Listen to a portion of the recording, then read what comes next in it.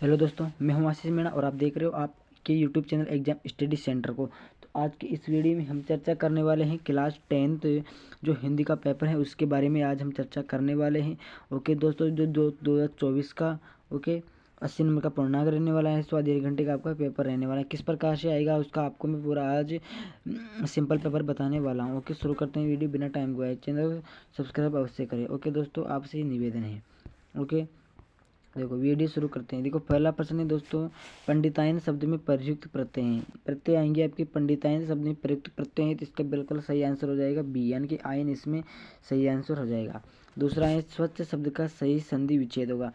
जो स्वच्छ शब्द है उसका सही संधि विच्छेद क्या होगा, तो द इसका बिल्कुल सही होगा, सु प्लस अच्छे। ओके दोस्तों, इसका ये उत्तर हो जाएगा।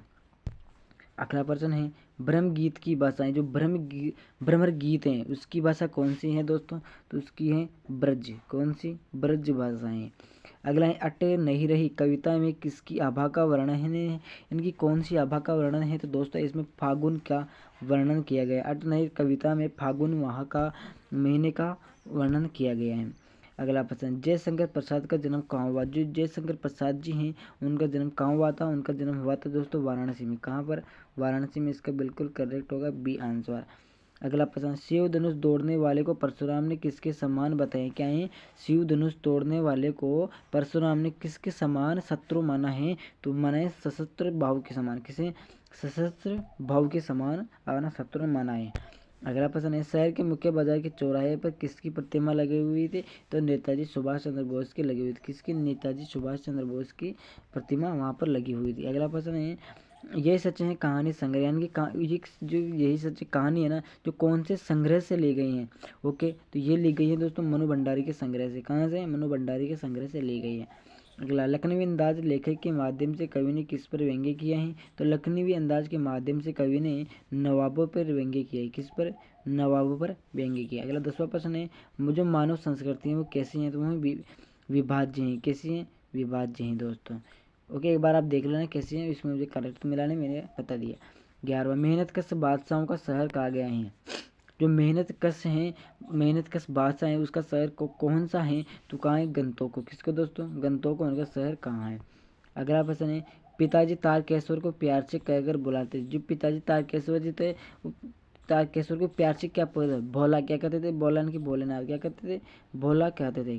प्यार से भोला यानी कि भोलानाथ कहा करते थे, लेकिन भोला कहते थे। अगला है रिक्त स्थान। तो देखते हैं रिक्त स्थान में क्या क्या आएंगे। देखते हैं, जिस क्रिया में दो कर्म प्रयुक्त होते हैं उसे क्रिया कहते हैं। यानी कि कौन सी क्रिया कहते हैं, उनसे कहते हैं द्विकर्मक क्रिया। कौन सी? द्विकर्मक द्विकर्मक क्रिया कहते हैं। कौन सी क्रिया? द्विकर्मक क्रिया का। जिस क्रिया में दो कर्म प्रयुक्त होते हैं उन्हें दो द्विकर्मक क्रिया कहते हैं। ओके दोस्तों, अगला है, विकार अविकारी शब्द को ही कहते हैं। अविकारी शब्द को ही अव्यय कहते हैं। क्या कहते हैं दोस्तों? अविकारी शब्द को ही अव्यय कहते हैं। अगला तीसरा, समास के दोनों पद प्रधान होते हैं, कौन सा समास प्रयुक्त होता है, तो वहाँ पर दोस्तों द्वंद्व समास प्रयुक्त होता है। कौन सा? द्वंद्व समास। अगला है, संज्ञा सर्वनाम क्रिया शब्द अव्यय के साथ जोड़कर विशेषण बनाए जाते हैं, तो उन्हें क्या कहते हैं? उन्हें कहते हैं प्रत्यय। क्या कहा जाता है दोस्तों? प्रत्यय कहा जाता है। अगला है 5वां, संज्ञा के स्थान पर प्रयुक्त होने वाले शब्द कहलाते हैं, तो वो सर्वनाम कहलाते हैं। संज्ञा के स्थान पर प्रयुक्त होने वाले शब्दों को सर्वनाम कहते हैं। अगला है, उपसर्ग वे शब्दांश से जो शब्द में जुड़कर अर्थ को बदल देते। पूर्व क्या है? शब्द उपसर्ग वे शब्दांश है जो पहले जुड़कर शब्द में परिवर्तन कहलाते हैं, वो उपसर्ग कहलाते हैं। और प्रत्यय में क्या होता है? बाद में जुड़ता है। ओके दोस्तों, ये हो गया। अब हमारे सामने आता है दोस्तों क्या? अब हमारे सामने गद्यांश प्रयुक्त होता है। तो इस गद्यांश को पहले आपको पढ़ना है और इस पर उत्तर देना है। तो सबसे पहले उत्तर भी देते चलते हैं और प्रश्नों को पढ़ते भी चलते हैं। पहला प्रश्न है, प्रस्तुत जो गद्यांश दिए गए हैं उसका शीर्षक क्या है। प्रस्तुत गद्यांश का उचित शीर्षक लिखिए। तो इसको आपको पढ़ना है पहले, फिर इसको बिल्कुल सही तरीके से आपको इस गद्यांश का उत्तर आपको देना है। राष्ट्र जीवन भी लिख सकते हैं, राष्ट्र भी लिख सकते हैं, इस प्रकार से आएगा इसमें। ओके, महात्मा गांधी का चरित्र में या गांधी जी, इस प्रकार से भी। दूसरा है, व्यक्ति और राष्ट्र का चरित्र निर्माण किसके द्वारा होता है। ओके, व्यक्ति और राष्ट्र का चरित्र निर्माण किसके द्वारा होता है, तो दोस्तों ये होता है, 1 मिनट में इसका आंसर ढूंढ लेता हूँ। ओके, तो पहले का उत्तर मिल गया, शिक्षा से ही व्यक्ति और राष्ट्र के चरित्र का निर्माण होता है। किससे? शिक्षा से ही व्यक्ति और राष्ट्र के चरित्र का निर्माण होता है। मैं सोच रहा था इससे होगा, लेकिन फिर मैं सोचा कि ढूंढ ही लेता हूँ। ओके, आपको बता देता हूँ। ओके, ये हो गया।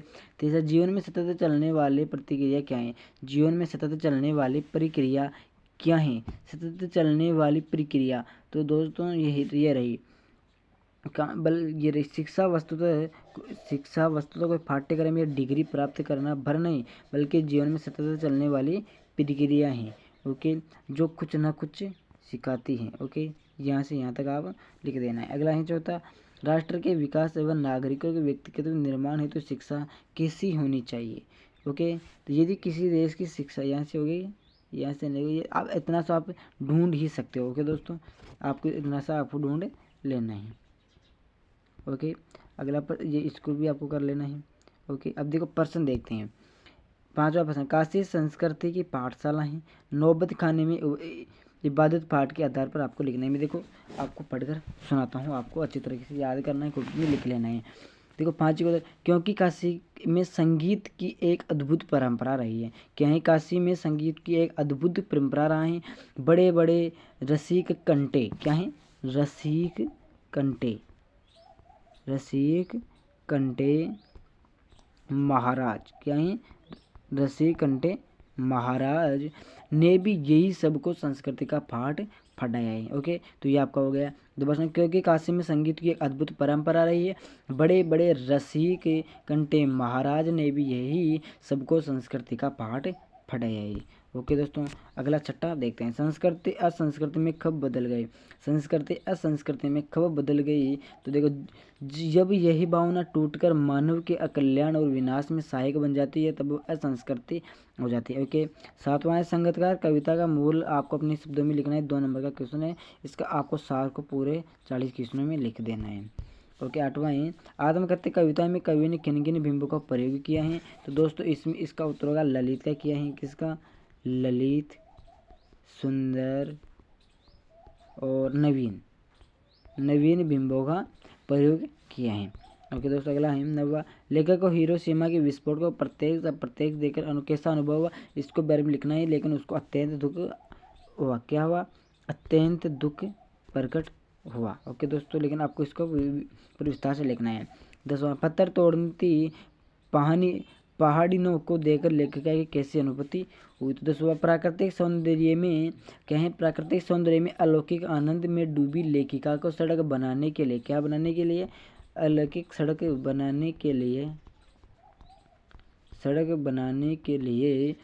क्या है? बनाने के लिए तोड़ती सुंदर को अलांगी पहाड़ी औरतों का दृश्य झकझोर गया। ओके दोस्तों, इसका बिल्कुल ये आंसर हो गया।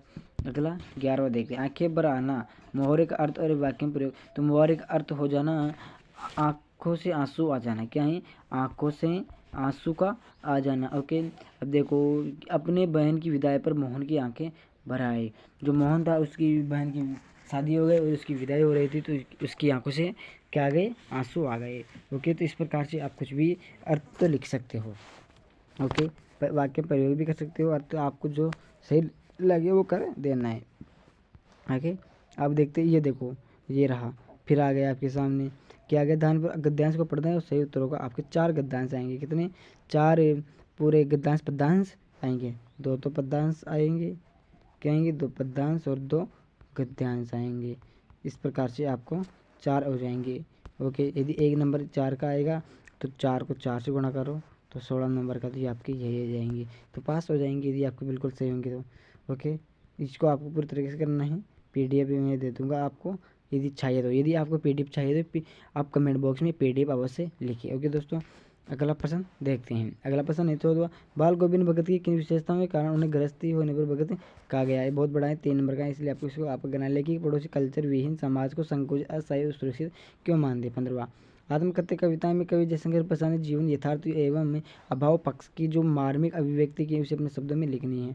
जो जल महा तेर घाघरी बूंद न ताल को लगाती पंक्ति के माध्यम से बताया कि गोपियाँ संपूर्ण में उद्धव पर क्या व्यंग्य करती है, इसको भी आपको अच्छी तरीके से करना है। ओके दोस्तों, हो गया ये भी, मैं आपको PDF दे दूँगा, इसलिए आप वहीं से इसको करना है। 18वां प्रश्न, विषय में एक विषय पर आपको निबंध लिखना है। ओके, आतंकवाद एक समस्या।